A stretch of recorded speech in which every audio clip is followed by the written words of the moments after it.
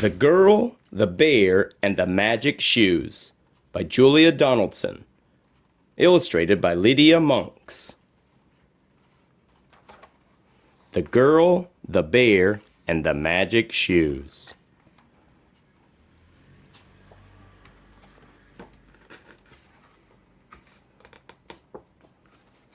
There once was a little girl called Josephine who loved running. Her old running shoes were too tight, so she went into a shoe shop and tried on some new ones. They were red and they had a label saying, "Magic Shoes." "What's magic about them?" asked Josephine.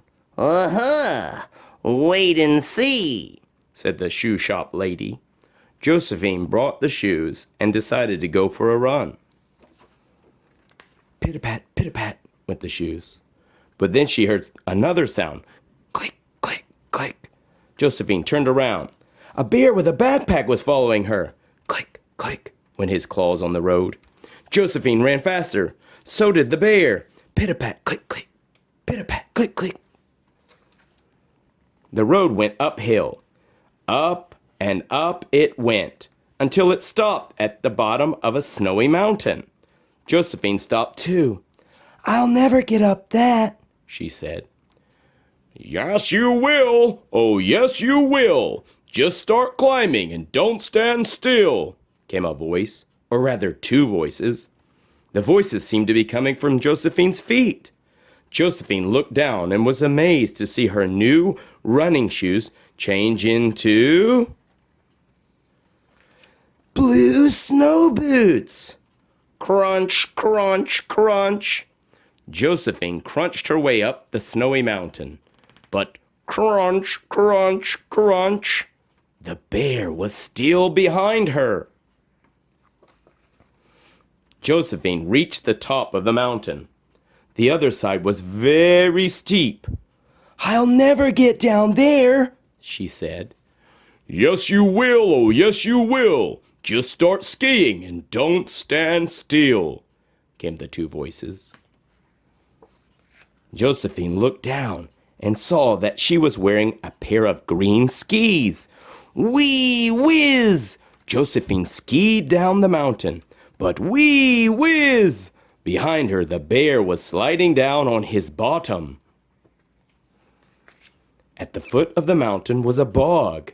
The mud was thick and deep. "I'll never get through this," said Josephine. "Yes, you will. Oh, yes, you will.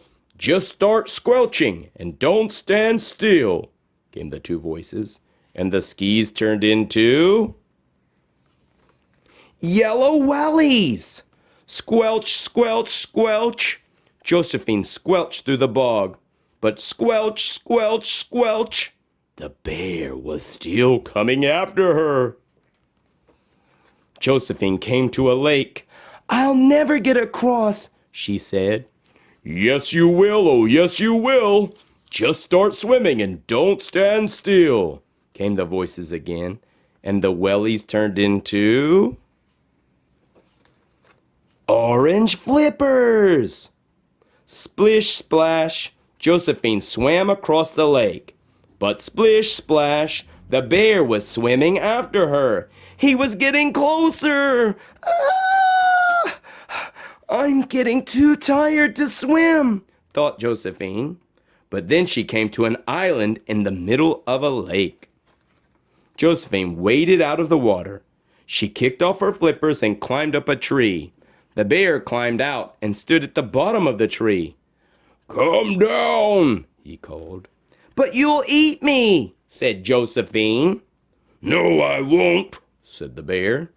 "Then why were you chasing me?" asked Josephine. "I was chasing you because you left your old shoes behind in the shop," said the bear. "The shoe shop lady asked me to give them back to you." And he took them out of his backpack. Josephine climbed down the tree. "Thank you," she said.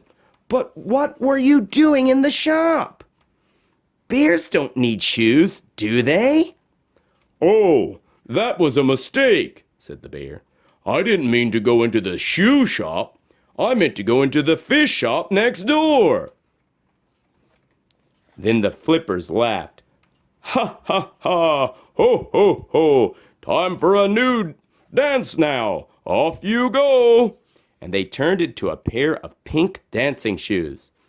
Josephine put the dancing shoes on, and she and the bear danced all around the island.